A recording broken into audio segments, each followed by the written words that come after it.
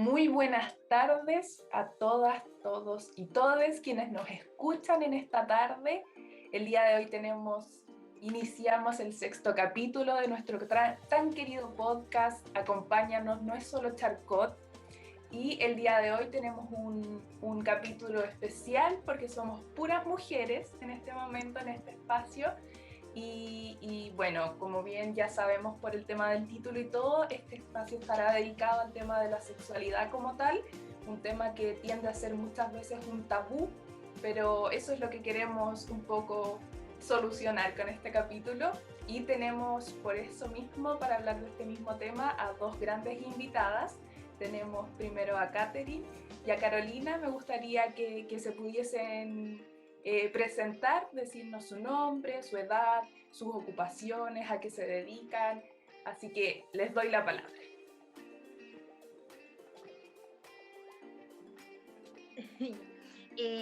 Yo soy Katherine Vázquez, tengo 29 años, soy dueña de casa, estudiante de ingeniería en administración de empresas y además parte de la directiva de Fundación Charcot Chile.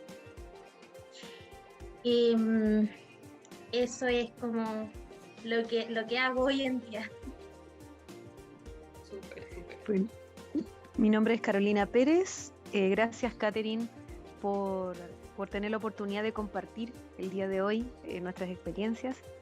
Mi nombre es Carolina Pérez, soy mujer, lesbiana, persona en situación de discapacidad y soy directora general de la Academia Latinoamericana de Inclusión y también docente de la Facultad de Medicina de la Universidad de Chile. Pero lo que más me caracteriza es que soy una mujer muy apasionada y intento, dentro de todo lo que significan mis actividades, la lucha incansable por los derechos humanos de manera inalienable. Esa es mi principal ocupación. Súper, mira, para empezar con esta conversación vamos a hacer unas ciertas preguntas que nos gustaría que contestaran ambas, ¿ya?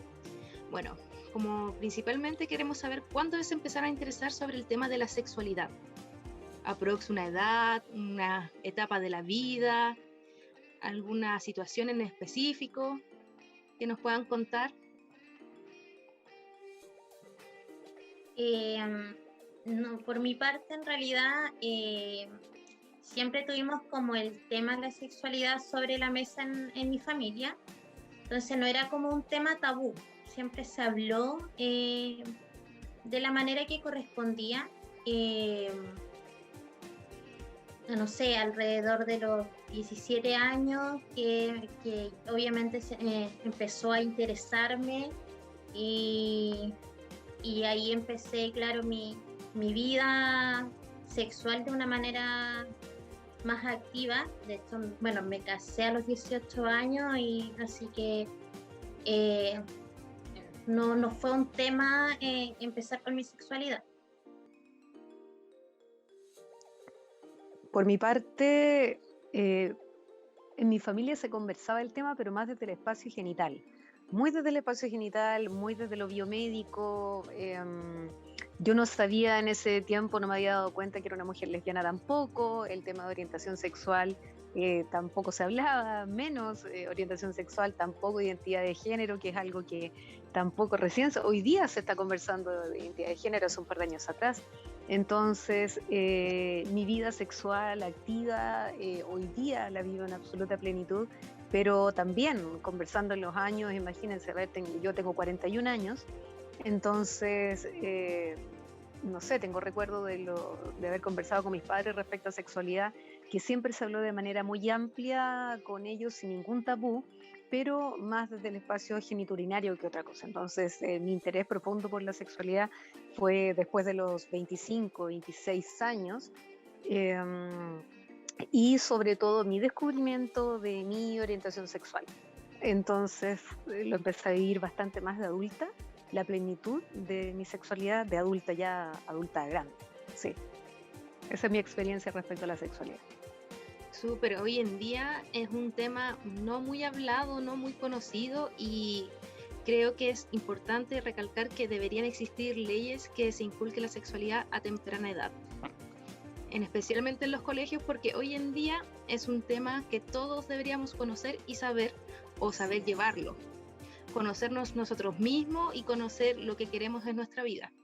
Entonces les quiero preguntar, ¿cómo se vincula su situación de discapacidad, o el charcón en este caso también, con el tema de la sexualidad? Porque como se dice, las personas en situación de discapacidad no disfrutan de su sexualidad, no tienen deseo sexual, entre otras cosas.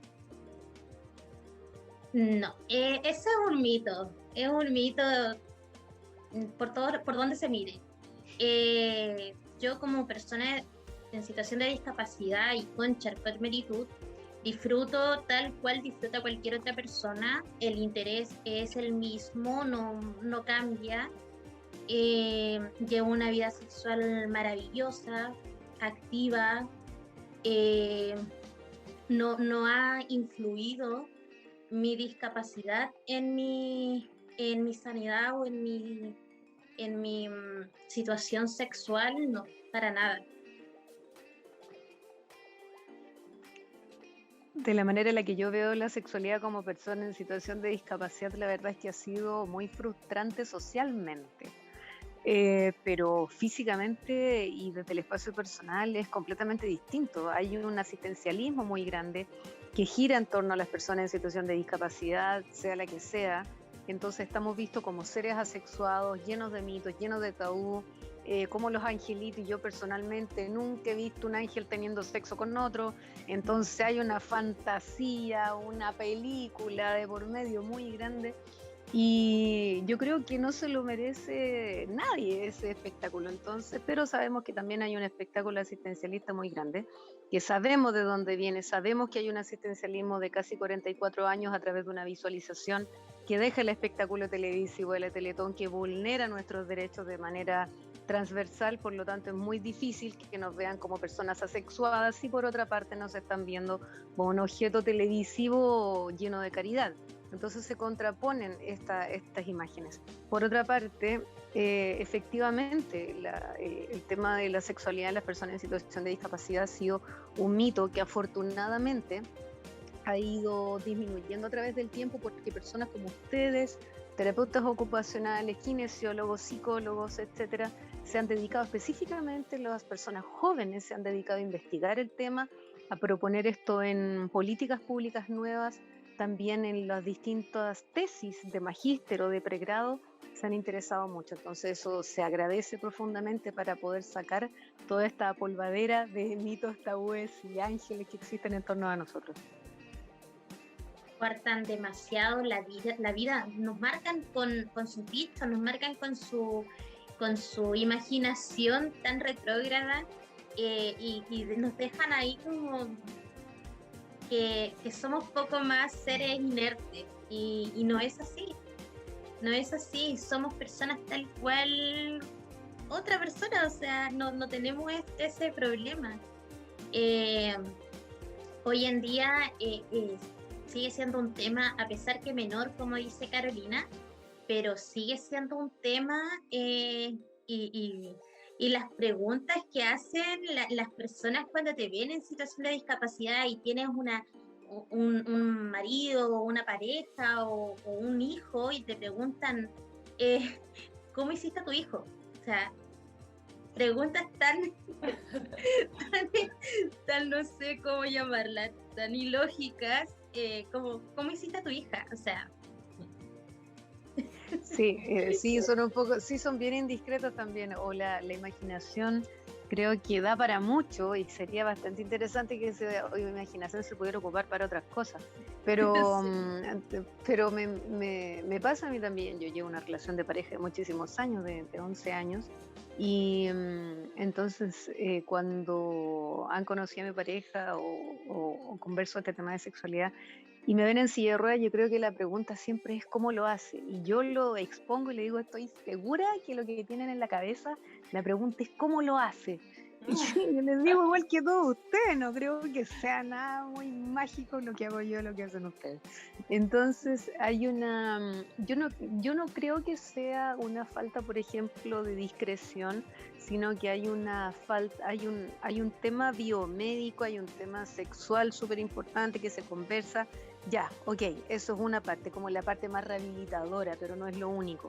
Pero lo que más ha afectado a las personas en situación de discapacidad, en la conversación, en el diario vivir y también en que estas personas jóvenes maravillosas que son los estudiantes y específicamente los terapeutas ocupacionales, es en que trabajan desde un espacio social. Y cuando se trabaja el espacio social, se trabaja desde un área cultural, cambia completamente la película. Y es eso yo creo lo que nos falta. Tal como nos dijeron que en alguna vez, que en algún, como nos dijeron que en algún minuto Pedro de Valdivia llegó a un terreno baldío, a un antiguo valle del Mapoche que no había nadie, ya ese mismo tipo de mentiras e imaginaciones son las que nos pueden llevar a pensar que una persona en situación de discapacidad no tiene vida sexual activa. Exactamente. Eso un poquito, Carolina. ¿Cómo es que tú, por ejemplo, nos decías que participabas en muchas, manifestaciones, obviamente, a favor de los derechos, etcétera? ¿Cómo tú llevas con el tema de la sexualidad, esto a tus ocupaciones? ¿Cómo llevas esto tal vez a tu profesión como docente, por ejemplo, como comunicadora, que llegas a muchas personas en situaciones de discapacidad o a muchas otras personas también? ¿Cómo es que tú ligas todas estas temáticas como para poder hacer ese progreso que dices tú que necesitamos realmente? Uy, qué buena pregunta. Lo que pasa es que, mira, creo que el principal deber de un comunicador para ser buen comunicador es aprender a escuchar. Al igual que para ser buen docente tienes que aprender a escuchar a tus estudiantes. Si esa dupla no existe, va a ser muy difícil que puedas continuar adelante. El participar de un espacio social te permite crecer, te permite entender que eres una persona más de miles y cientos de millones de personas en este mundo, lo cual quiere que se respeten sus derechos humanos. Cuando hablamos de discapacidad, hablamos de un segmento millonésima parte de la inclusión. La inclusión tiene que ver con pueblos originarios, comunidad migrante, diversidad sexual, personas privadas de libertad, personas mayores, niñez, niños, niñas y adolescentes,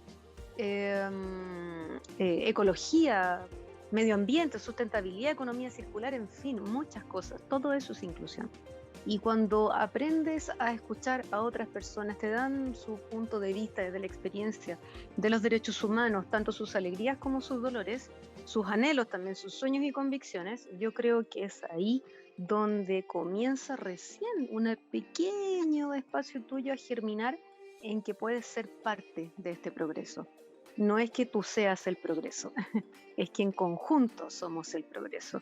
Y observando eso y la dinámica de cómo se mueve la sociedad en general, la sociedad chilena, nos damos cuenta que necesitamos unirnos desde los espacios de docencia, comunicación, en el que está Catherine, desde los espacios de las dueñas de casa, de sus hijos, de todos. Es la única manera de poder continuar con esto adelante, y las políticas públicas, que me imagino que más adelante vamos a conversar de ellos, porque en sexualidad sí se necesitan muchas, o esta nueva constitución, por supuesto, y lo podemos mencionar más adelante, pero sí, la única manera de posicionarme hoy día como docente y comunicadora es aprendiendo a escuchar desde hace muchos años. Llevo por lo menos 14 años dedicándome a las comunicaciones y 12 años en la docencia, y desde ese lugar no puedo hacer otra cosa más que aprender. Y si como docente no aprendo eso, es muy difícil que yo continúe enseñando y aprendiendo a la vez.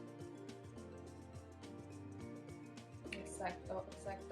Es vital lo que nos comentas, Carolina, porque un poco basado en esto mismo que nos estás comentando, nos gustaría saber qué espacios has podido conocer o qué puertas se te han abierto en torno a este mismo tema de la sexualidad y de la discapacidad como tal, y también adentrarnos al tema de qué políticas públicas y qué espacios como tal les gustaría que se abrieran y se crearan para tomar este tema y para ponerlo en la palestra como debiese estar. Una de las cosas más importantes es escuchar a mujeres como Catherine relatar sus experiencias, también a personas mayores. ¿Por qué motivo? Porque a las personas mayores les pasa algo similar que a las personas en situación de discapacidad, pero de manera mucho más fuerte, y eso debo reconocerlo. Las personas en situación de discapacidad, del núcleo de la inclusión, somos las que más políticas públicas tenemos, porque tenemos muchas, o sea, ya no podemos tener más políticas públicas sobre nosotros. Que sean fiscalizadas es otra cosa, que sean ejercidas es otra cosa, pero existen políticas públicas en demasía, incluso la misma ley de inclusión laboral, digamos que la aplaudo como política pública, pero espero que en algún minuto no sea necesaria. Yo creo que eso nunca debió ser necesario. Por otra parte, lo que me comenta respecto a sexualidad, mira, me ha cambiado la vida escuchar a personas mayores, escuchar a personas migrantes, escuchar a pueblos originarios, a todas las áreas, escuchar a adolescentes, de cómo con este tema, por ejemplo, de la pandemia, cómo han visto truncada también el tema de su propia masturbación y conocer su propio cuerpo estando con sus padres todo el día en la casa, ¿me entiendes? La masturbación de las personas en situación de discapacidad altamente juzgada. Las creencias, cuando existe un fuerte arraigo a la religión de parte de la familia, es un pecado. Entonces tampoco lo puedes hacer. Las personas con alta dependencia tampoco lo pueden realizar. La maternidad, si estás en situación de discapacidad, altamente juzgada, etcétera. Muchas otras cosas más. El mismo tema del aborto. La otra vez me quedó pero una escoba gigantesca cuando me preguntaron si yo como persona con discapacidad, si fuera madre y mi hijo viniera con discapacidad, ¿lo abortaría? Le dije sí. ¿Pero cómo? Pero si me estás preguntando, le dije. A ver, tú estás preguntando, tienes que prepararte para la respuesta. Súper simple. A ver, vivir en Chile con discapacidad es un bodrio. Punto. Y yo no voy a traer una persona con discapacidad para que viva lo que se está viviendo acá en Chile. Y por lo demás, si quedara embarazada, igual abortaría. O sea, no tiene que ver con que tenga o no tenga una discapacidad. Es con que soy una mujer fielmente defensora de los derechos de la mujer, tremendamente feminista, y la base es desde ahí de donde me posiciono. Entonces, por esa razón, créeme que ha sido súper difícil la construcción de una política pública como, por ejemplo, la asistencia sexual. La asistencia sexual dentro de las personas con discapacidad existe en montones de lugares del mundo. O sea, el derecho a que la persona con discapacidad vaya y tenga una asistencia sexual de cierta cantidad de sesiones de sexo es absolutamente necesaria. Se hace en Alemania, se hace en España, se hace en Japón, también en Estados Unidos, acá en Argentina también se hace en muchos lugares del mundo. Entonces, cuando tú lo propones para Chile, salen muchas personas detrás de cómo es posible que mi hijo, porque prácticamente piensan que tu hijo lo vas a violar, ¿me entiendes? Y no, es de una falta de educación muy grande. Todas las políticas públicas necesarias en temas de sexualidad. Por otra parte, cuando hablan de la educación sexual integral, creo que se está hablando muy desde la superficie, y la educación sexual integral es imperativo que hayan personas transgénero, que existan también, por ejemplo, colectivos de la comunidad LGTB, que existan adultos mayores, personas mayores, que den clases de estos temas.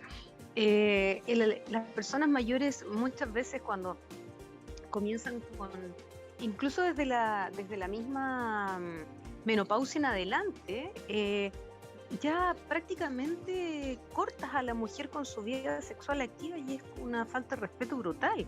Entonces es tan importante, María José, poder escuchar a todos los seres humanos que tenemos vida sexual activa, y considerando los adolescentes también, porque hoy día los adolescentes están sumamente votados, y la adolescencia hay que escucharla muy, muy fuerte. Los adolescentes son los que han hecho hoy día que afortunadamente vayamos a tener un Chile distinto, y eso espero que nunca se les olvide a las personas.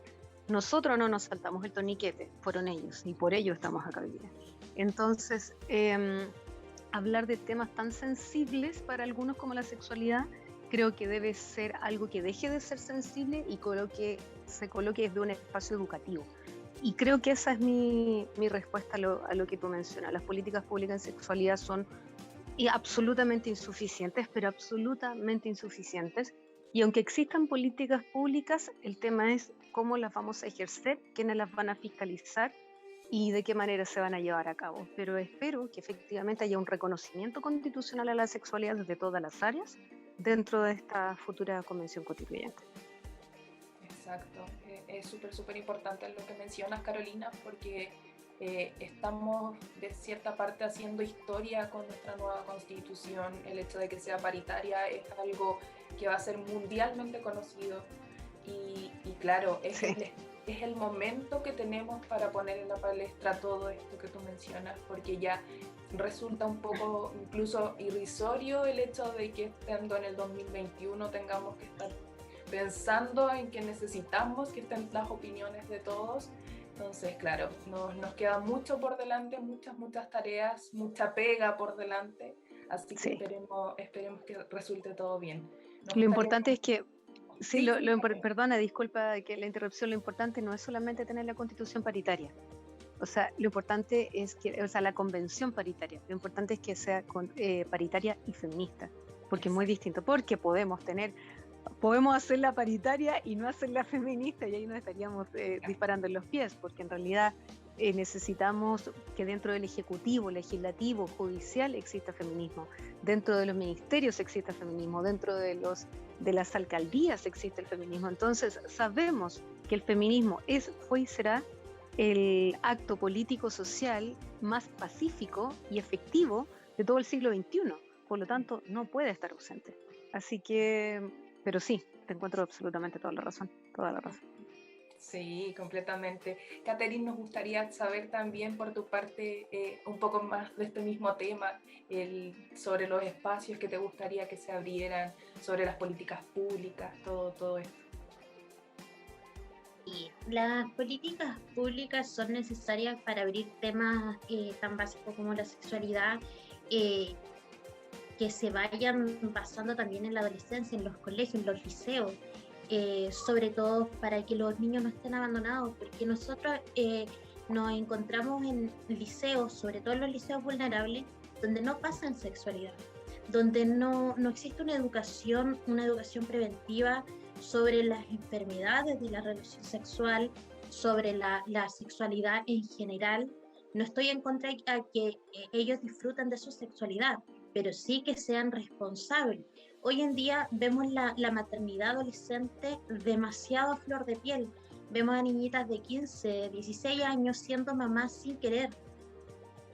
Entonces, y hay una base, la base está en que no hay una educación sexual, a que no les enseñan a cuidarse, a que si bien es cierto el consultorio da los anticonceptivos y todo, pero sin embargo va un joven de 15, 16 años y pide cuidarse y nos encontramos con que lo juzgan, nos encontramos con que están en todo momento, pero tú estás muy chico, pero ¿cómo se te ocurre? Y te juzgan de una manera impresionante. Nos hemos encontrado con casos de papás que prácticamente estos no son hijos de la casa simplemente por querer cuidarse, porque es el tema tabú que hasta el día de hoy se hace presente en miles de casas, sobre todo en la parte vulnerable. En la parte vulnerable uno no puede abortar. En la parte rica, en la parte beneficiada económicamente del país, ellos pueden abortar, ellos van por una apendicitis. Así es. Sin embargo, nos encontramos con jóvenes madres de 15, 16 años que pidieron el aborto y en ellos no es viable, en ellos no se puede, en ellos no es ley. Entonces, o vas a la farmacia y pides la pastilla del día después y prácticamente te apedrean. Exacto. Entonces, estas son las políticas públicas que debiera ser para todos y tener una fiscalización correcta, porque nos encontramos con que acá nadie fiscaliza el aborto seguro, acá nadie fiscaliza la pastilla del día después o que se entreguen los anticonceptivos y los preservativos como corresponde a los jóvenes. La maternidad y la sexualidad de una persona en situación de discapacidad, nos encontramos con miles de temas también. Por ejemplo, una persona con discapacidad que queda embarazada, le ofrecen un aborto. Sin embargo, a una niña de 15 años que quedó embarazada por ABC motivo, no se lo ofrecen. Entonces, ¿con qué nos encontramos ahí? Con discriminación, con que te apartan y te coartan porque esa niña de 15 años que no quería quedar embarazada y por ese motivo quedó embarazada, va a tener que hacerse cargo de una guagua el resto de su vida. Y la persona con discapacidad que sí quiere tener a su hija le ofrecen un aborto. No es justo. Ahí no se están haciendo valer los derechos de ninguna de las dos mujeres. El tema del aborto uno lo debiera pedir, no que te lo ofrezcan por tener una discapacidad. En mi caso, a mí me ofrecieron y me exigieron la esterilización por ser una persona en situación de discapacidad, donde en ese tiempo no existía la educación mayor o saber si en realidad corría en riesgo mi vida, sino que siempre, no, tú eres una persona en situación de discapacidad y tu vida corre riesgo al ser mamá y tú no puedes ser mamá. Yo decidí ser mamá. Pero después de tener a mi hija en el mismo parto, a mí me hicieron la cirugía de esterilización femenina. Y coartaron la posibilidad de decisión de que yo quería ser mamá o no después de otra hija. Entonces nos encontramos que yo tuve que firmar ese documento mediante la exigencia de médicos, porque yo no iba a poder ser mamá. Tuve que firmar un papel que me negó la posibilidad de más adelante ser mamá por tener una discapacidad y una enfermedad poco frecuente como el Charcot-Marie. Entonces, sin embargo, y te trae un montón de consecuencias hormonales y miles de cosas. Claro. Entonces, ¿qué pasa? De que, sin embargo, una niña de 15 años, por ese motivo, fue mamá, a ella no la esterilizaron. Jóvenes de 19, 20 años, 25 años que quieren la esterilización femenina porque ellas están seguras de que no quieren ser mamás, no las esterilizan. Aún siendo ley la posibilidad de esterilizar, te exigen tener un mínimo de hijos. Te exigen el sistema público, si tú te quieres operar y tienes un hijo, no te deja. Aún siendo decisión mía si me quiero esterilizar o no. Es por eso que vemos a tantas mujeres siendo mamás sin querer ser mamás. Pero a ellas también se les juzga porque no quieren ser mamás y son mamás. Y las leyes que cubren, que cuidan, no están cuidando eso. Es por eso también que también ahí nos vamos a la salud mental de las mujeres. ¿Por qué tantas mujeres en depresión hoy en día? ¿Por qué tantas mujeres con depresión postparto? Porque esa mujer no quería ser mamá. Entonces, no debieran existir leyes para proteger tu cuerpo, lo que tú quieres, para respetar tu opinión y tu decisión. Pero hoy en día es necesario porque el sistema público y el sistema privado no respetan. Si no tienes una clase social alta donde tú puedas pagar y costear esto, no te lo cubre. Entonces no es justo, no es válido, porque nos están coartando a nosotros como personas, como usuarios con discapacidad, como personas que en realidad no quieren tener hijos, y hasta nuestra orientación sexual. Entonces, todo esto lo coartan y nos coartan nuestra propia libertad. Es por eso que se necesitan estas políticas públicas que sean certeras, pero que sean fiscalizadas, porque hasta el día de hoy, como dice Carolina, hay miles, cientos de políticas públicas, pero ¿cuáles son realmente fiscalizadas? No las encontramos. Perdona, Catherine, yo quedé súper impactada con lo que acabas de mencionar, porque no, o sea, lo que me estoy dando cuenta es que lo que hicieron fue violar un derecho humano, que fue efectivamente contigo lo que hicieron fue violar un derecho humano, no solamente la ley 20.422, que en un artículo específico dice que el Estado debe proteger a las mujeres, niños y niñas con discapacidad. Va mucho más allá de eso. Pasaron a llevar una convención, hay una declaración de los derechos humanos de por medio, y también están los derechos sexuales y reproductivos. O sea, lo que hicieron fue operarte sin tu consentimiento. Eso fue lo que entendí, ¿no? No, yo tuve que consentir la cirugía. O sea, tuviste que consentir la cirugía, sí. Perfecto, pero es brutal, es aberrante, y por otra parte lo que dices tú me dejó la verdad patas para arriba. Perdón, pero sabes que dijiste una palabra, Catherine, que resume todo lo que tú acabas de mencionar según mi apreciación. Tú hablaste de la palabra vulnerables. Se habla también de grupos vulnerables. Pero esa palabra vulnerable la coloca el Estado.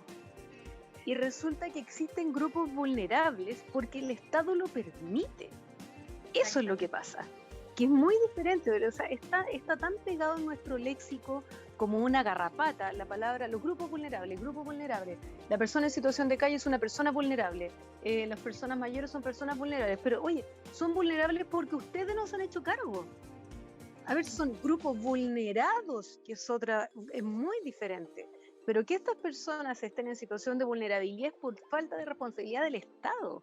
Es esa la razón por la cual las personas están vulnerables.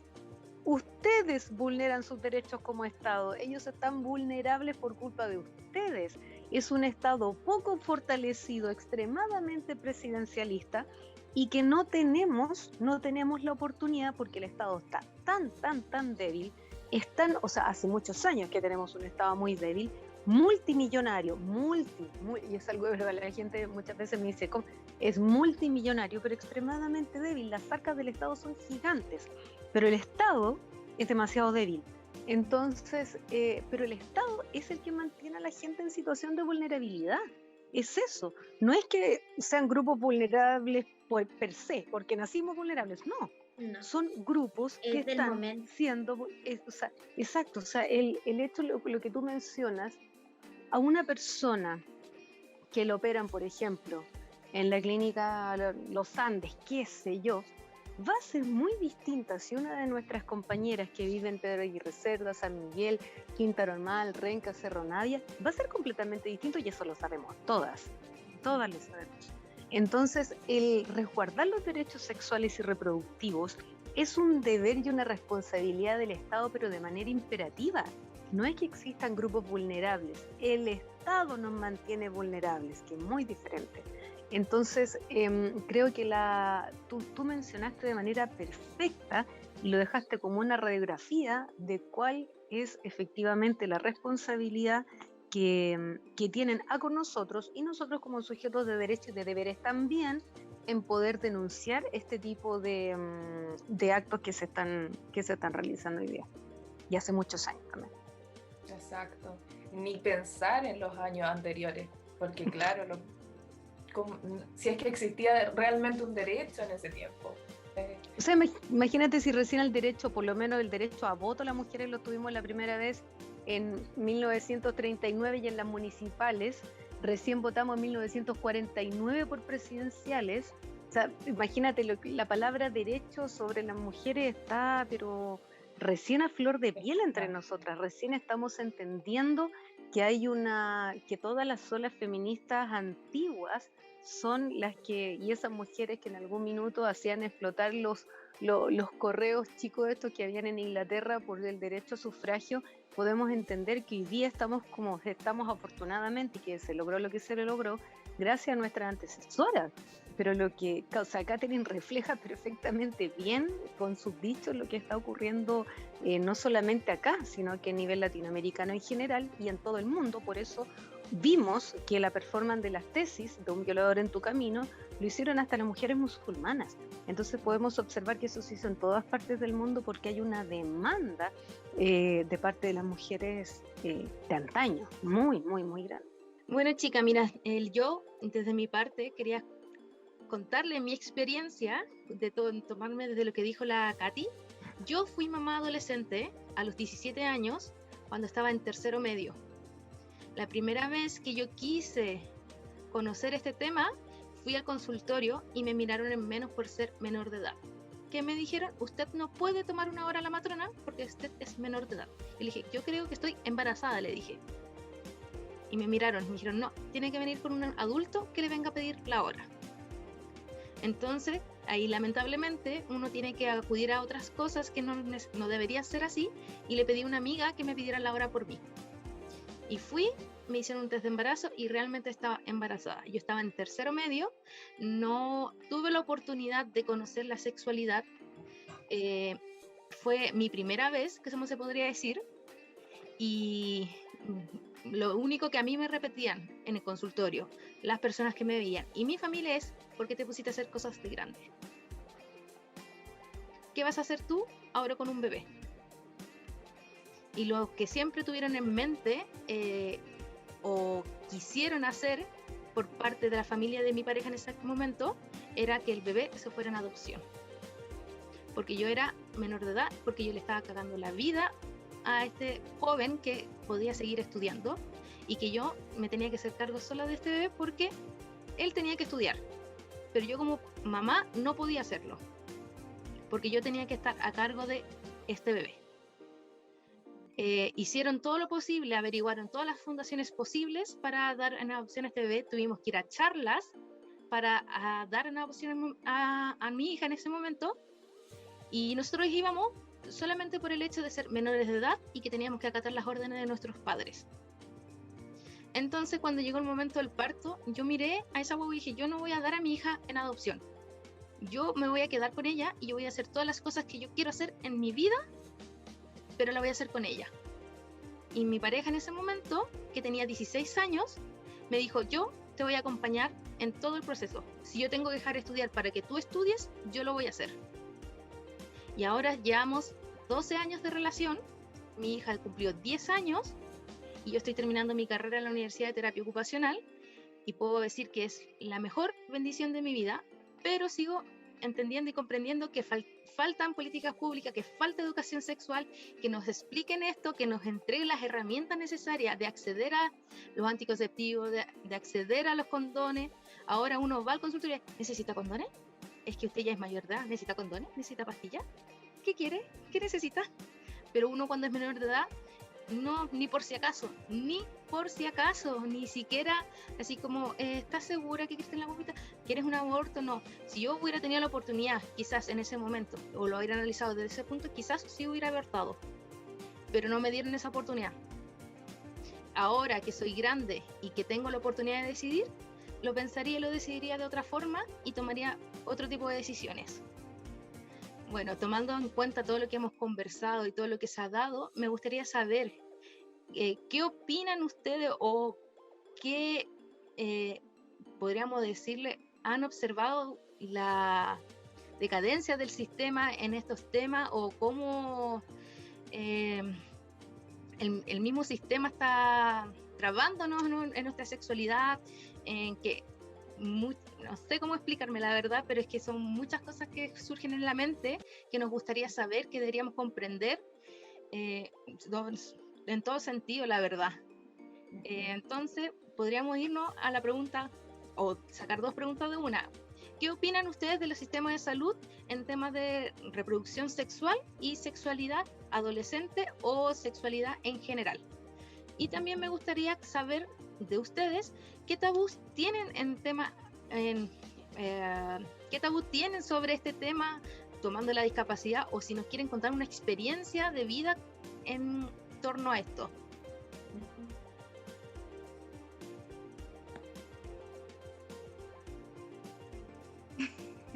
Empiece quien quiera empezar.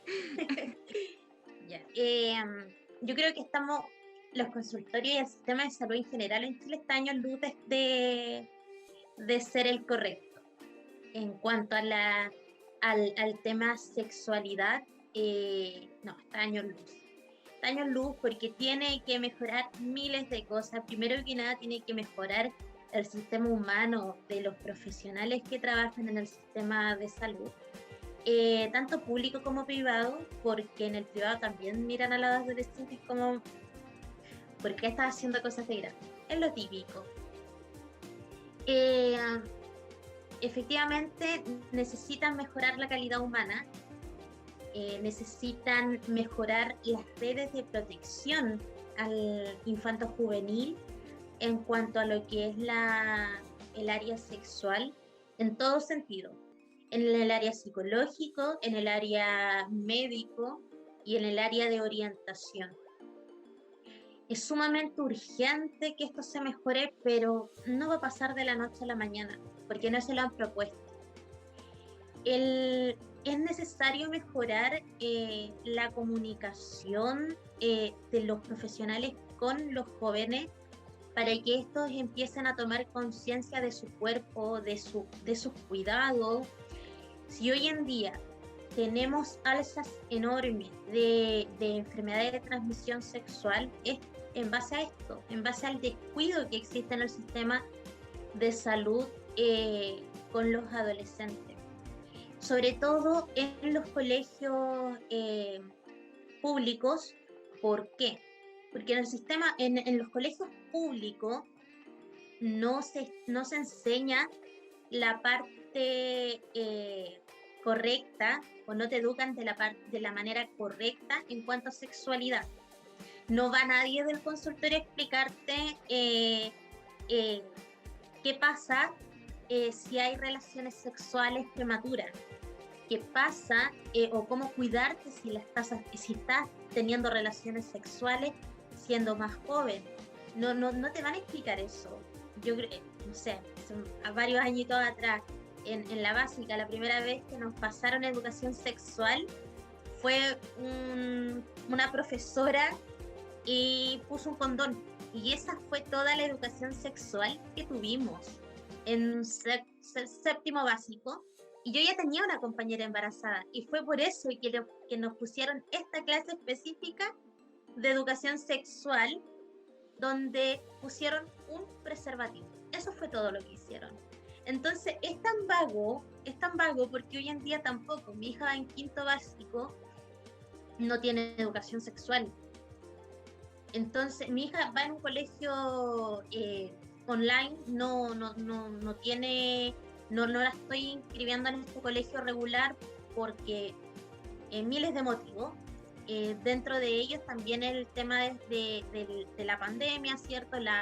El manejo de las personas, de los usuarios con discapacidad en los colegios regulares. Y nos encontramos con que tampoco hay educación sexual.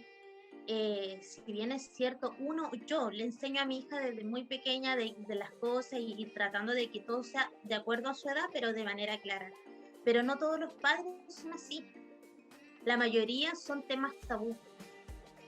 Entonces, en ese sentido, los consultorios, los sistemas de salud debieran generar esta educación tanto para padres como para los jóvenes, de cómo educar y guiar a nuestros propios hijos a que no vayan a quedar embarazadas, que no vayan a tener una enfermedad de transmisión sexual, y que sea constantemente regulada por el Estado, que esto se revise. Sería de esa manera como lo que yo pienso. Ahora, en el área sexual, bueno, anécdotas más que nada en el tema de cómo te preguntan, no sé, a mí me vieron en silla de ruedas y me preguntan, no sé, ¿cómo hiciste a tu hija? Bueno, de la misma manera que tú haces a los tuyos, o sea, no hay, como dijo Carolina, no hay una magia para tener hijos, o sea, de la misma manera, solamente, o también típico de ¿cómo te acuestas? No sé, yo le dije, me acuesto con la misma silla de ruedas, me tiran arriba de la cama. Qué increíble la manera que, claro, y es por el desconocimiento y todo de la poca educación que existe y de la manera en que tratan de esta manera angelical a las personas con algún tipo de discapacidad o con algún tipo de síndrome. Es típico, cuartan esa parte, sobre todo la parte sexual la cuartan por completo y vuelven vulnerables, ¿cierto? Nuestro desarrollo, ya sea sexual o profesional o lo que sea. En mi caso también me pasó, o sea, yo me casé, yo quería seguir estudiando, pero claramente yo tenía que dedicarme a mi hija y todo el tema. Hoy en día, con 29 años, retomé mis estudios y estoy sacando una carrera. No me arrepiento para nada porque fue mi decisión ser mamá. de hecho fue un embarazo de muy alto riesgo, tampoco te educan sobre eso, sobre los embarazos de alto riesgo tampoco recibes educación y te juzgan, porque yo cuando quedé embarazada, lo primero que hicieron fue juzgarme del por qué yo había decidido tener una hija o tener un hijo. Yo quedé embarazada de gemela, yo perdí a mi otra bebé dentro del mismo embarazo.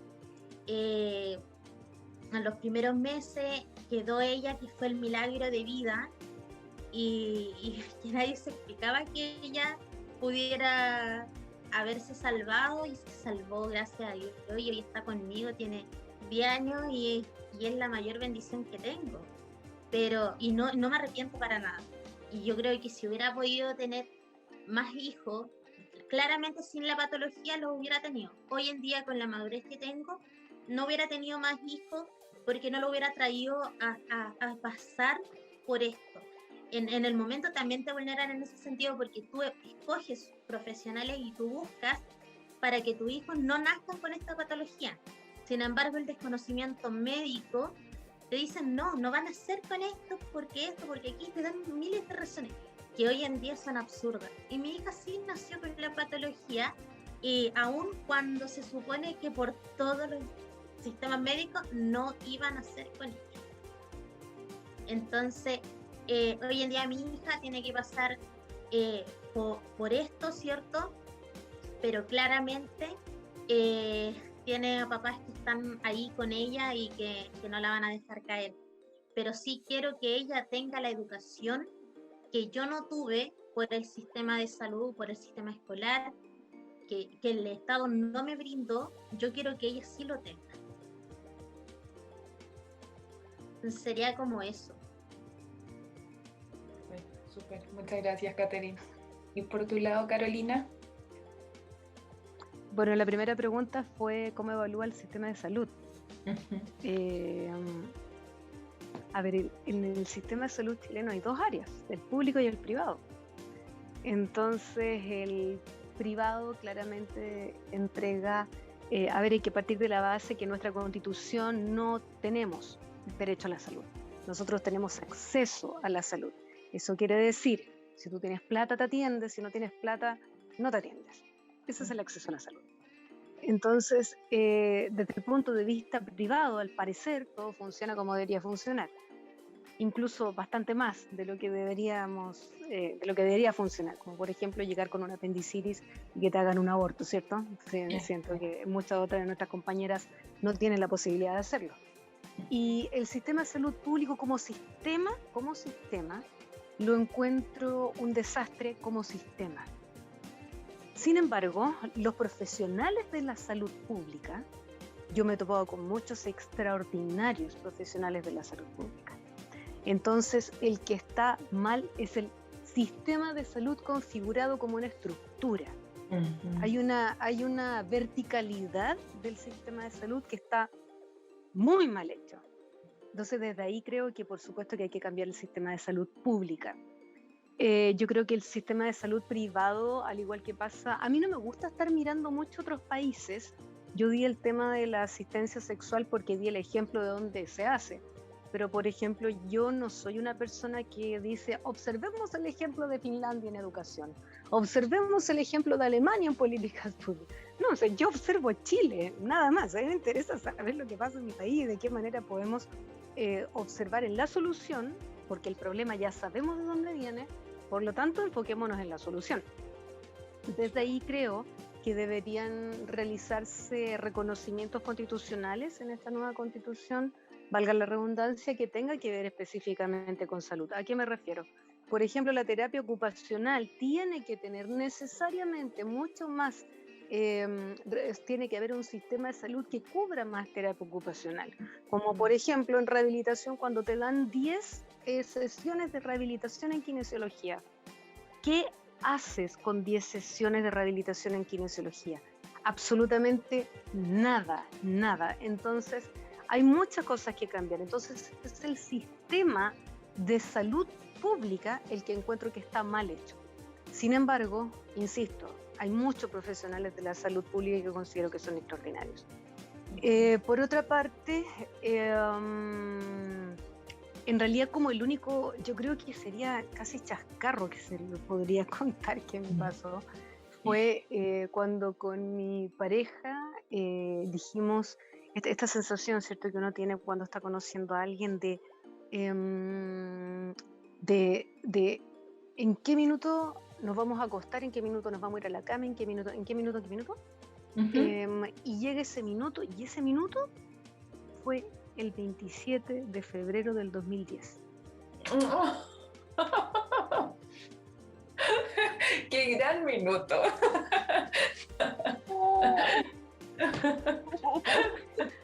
Entonces, de que hubo emoción sí, por todas Claramente. entonces fue Tremenda emoción. fue una locura esto del momento apasionado, de recién estar conociendo a alguien, sacarse la ropa, vámonos a tu departamento, toda esta cosa tan calórica, ¿no?, tan apasionante. Siendo las 3:20 de la mañana, volviendo de la casa de unas amigas que estaban en el piso 16, menos mal que salimos de ahí, y llegamos al departamento, al piso número 5, y de repente, siendo las 3:20, 3:30 de la mañana, pero con una dulzura increíble, ¡pam! Terremoto en Chile, y mi pareja siendo colombiana, no viviendo terremotos nunca en su vida.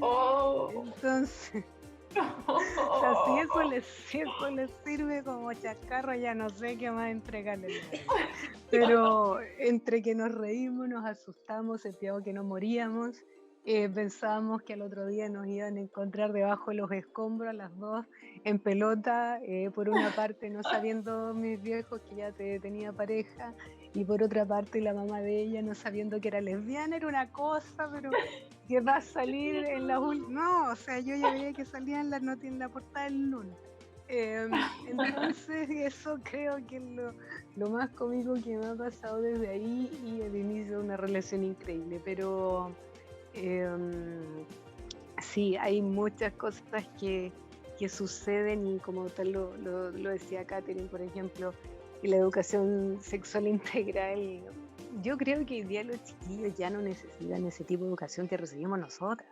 O sea, ellos nos dan cátedras hoy día de lo que significa el destape. Yo por lo menos nací en el año 80, entonces con un sistema de represión brutal en plena dictadura y muchas otras cosas también. Por otra parte, tomo las palabras de Daniela, que hubo una reconstrucción preciosa en la vida de Daniela, porque es una reconstrucción de pareja, es llegar a acuerdos, es negociar con tu otro, ¿me entiendes? Yo dejo de hacer esto porque esto es de ambos, esto no es solamente tuyo. Y ojo, que siendo una pareja muy joven, entonces se tomaron decisiones con una madurez impresionante, con un nivel de amor increíble, y se puso en juego muchas cosas ahí. Se puso en juego también la valorización de una hija, que había que criarla y había que hacerse responsable. Entonces fue increíble, y la verdad es que lo felicito, Daniela, como pareja. Entonces yo creo que todo en general se limita a una sola cosa, y es lo que siempre menciono: educación, educación, educación y más educación. Nada cambia en este mundo si no es con educación, educación, educación, educación, educación y más educación. Eso es lo que cambia el mundo, no lo cambia de otra manera. El amor por una parte y la educación por otra. Pero sin educación es muy fácil que cometas errores.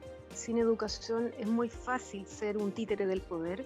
Sin educación es muy fácil no conocer tus derechos. Y sin educación, por sobre todo sin educación, es muy fácil que te los vulneren.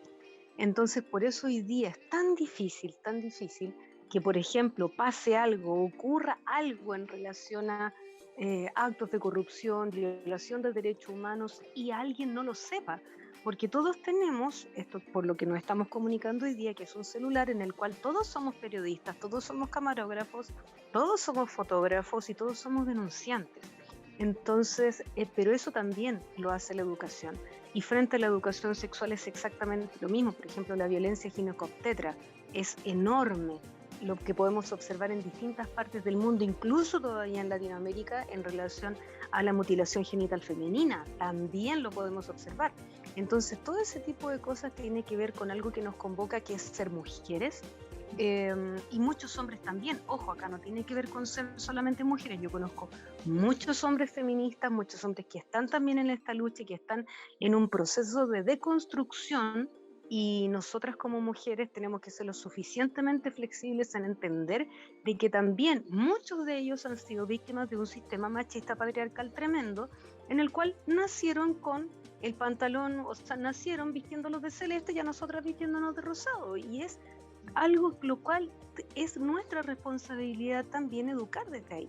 Entonces, la responsabilidad, como dice Catherine también, educarlos desde niños, y los niños, ojo, que hay un relato que no es menor. Cuando yo tuve la oportunidad de estudiar hace poco en la Organización de las Naciones Unidas, y una de las clases que tuvimos fue, se los cuento porque no es no es algo mío, es algo que nos enseñó una profesora. Nos contó una historia de un estudio que se hizo en Estados Unidos con los chicos, eran aproximadamente 60 o 70 niños, de 0 a 4 años, y les contaron la siguiente historia. Le dijeron que habían conocido a alguien y esta persona era increíble, que quería ir al espacio, tenía también intenciones de construir una nave espacial, de que educaba a otras personas, de que trabajaba con la naturaleza, etcétera, etcétera, muchas cosas maravillosas respecto a esta persona. Los niños se identificaron con un niño, que efectivamente esa persona era un hombre el que hacía estas cosas, y las niñas pensaron que era una mujer, esta persona, de los 0 a los 4 años. Luego hicieron exactamente las mismas preguntas a niños de 7 años, exactamente la misma pregunta. Le dijeron que habían conocido a alguien maravilloso, o sea, que habían conocido a una persona muy especial, y esta persona muy especial tenía deseos de ir fuera del planeta, que tenía ganas de construir una nave, exactamente el mismo relato. No hubo ningún niño y ninguna niña que no pensara que esa persona era un hombre. Todos pensaron que era un hombre. Entonces, la construcción, sabemos que hasta los 4 años los niños no lo entienden con un tema de diferencia, o sea, saben que hay una diferencia de género. Sin embargo, nosotros nos encargamos como adultos de mermar esa cosa tan rica que tienen los niños, que tienen que ver con una ausencia de juicio. Entonces, tenemos que aprovechar las instancias de la niñez, de la adolescencia, y también algo que tiene que ver con los profesionales de la salud, que no es menos importante. Tengo la oportunidad de hacer clases en una facultad que tiene gran cantidad de estudiantes y relacionados con medicina. Pero también hay gran cantidad de docentes que merman a esos estudiantes. Por lo tanto, es una educación transversal, no tiene solamente que ver con un sistema, sino que tiene que ver con muchos sistemas. Y uno de esos grandes sistemas es la educación para poder cambiarlo, sin duda alguna. Toda esta conversación ha dejado en evidencia la importancia de la educación, de las políticas públicas. Yo encuentro que ha sido una conversación súper potente, súper enriquecedora para todas las personas que nos van a escuchar, que están escuchando y viendo el podcast. Es algo súper fuerte en temas de educación, dejar de lado la heteronorma también, que es súper importante, dejar de lado el ver la sexualidad como algo solamente físico, solamente biológico, y no verlo algo más allá, sentimentalismo también, emociones que son totalmente diferentes, que llevan a cosas diferentes. Entonces, darle las gracias a ustedes que están participando con nosotras, por tomarse el tiempo de estar aquí. Gracias también por compartir toda la experiencia. Gracias a Daniela también, mención especial, que su hija hoy día está de cumpleaños. Cumplió 10 añitos. ¡Feliz cumpleaños! ¡Feliz cumpleaños, Celeste! ¡Feliz cumpleaños para tu bebé! Gracias. Así que eso, chicas, muchas gracias por el espacio. Ha sido un espacio enriquecedor, ha sido un espacio igual de ponernos a pensar en todas las cosas que tenemos que pasar por solo el hecho de ser mujeres, que es súper potente, que es súper violento también. Pero aquí estamos todas juntas y así tenemos que apoyarnos en todo. Las redes, bueno, entre nosotras van a seguir estando, así que cualquier cosa, chicas, nosotras estamos aquí para apoyarlas, para ayudar. Queremos que estos temas se hablen, queremos que estos temas no sean tabú y poder ayudar a personas que tal vez estuvieron en alguna situación de las que se nombró aquí y poder guiarlas para que en verdad sepan que tienen derechos, que pueden hacer cosas que tal vez le dicen que no, porque el Estado siempre es un poco segregador, enjuiciador, y nosotras queremos cambiar eso. Entonces, de a poquito, con estos poquitos granitos de arena que vamos haciendo, queremos lograr esas cosas y gracias a ustedes por ayudarnos a esto. Muchas gracias por la invitación, chiquillas, honradísima de tener la oportunidad de compartir con ustedes. Gracias, muchas gracias por la invitación. Y lo último que en realidad, como para cerrar, es decirles que la sexualidad no tiene necesariamente que ver con un tema sexual, de penetración, ni genital. La sexualidad es la mirada, la sexualidad es como te tocan la oreja, es como hablas, en el tono en el que lo dices, es olores, es sabores, es tacto, es boca, es muchas cosas, es tu pelo, es tu olor, es tu sabor, son un montón de cosas que giran en torno a la sexualidad. Entonces, aprovechar tu propio cuerpo, mastúrbate, conócete también. Y no por el hecho de que estés en pareja vas a dejar de masturbarte, es importante también. Entonces, conócete, aprovecha también los espacios con tu pareja que son fundamentales y desde ahí se gesta una historia preciosa en torno a la sexualidad para desgenitalizar de una vez por todas y que nuestro cuerpo es maravilloso y es un espacio de placer. Gracias, chiquillas. Exacto. Muchas gracias entonces nuevamente a Catherine y a Carolina. Ha sido una instancia súper bonita, súper enriquecedora. Pedirles también que nos sigan acompañando, que nos sigan escuchando. Están las redes sociales de la Fundación, de nuestro podcast, y para que se siga replicando y se siga visibilizando, que es principalmente el objetivo de este podcast. Así que eso, chicas, muchas gracias. Nos vemos. Un placer. Muchas gracias a ustedes por la invitación. Gracias, cuídense mucho. Sí, gracias a ustedes y no se olviden de seguir, bueno, a todos los que están escuchando, nuestras redes sociales en Instagram Fundación Charcot Chile, y ahí estamos subiendo harta información y hartas cosas todas las semanas, ¿ya?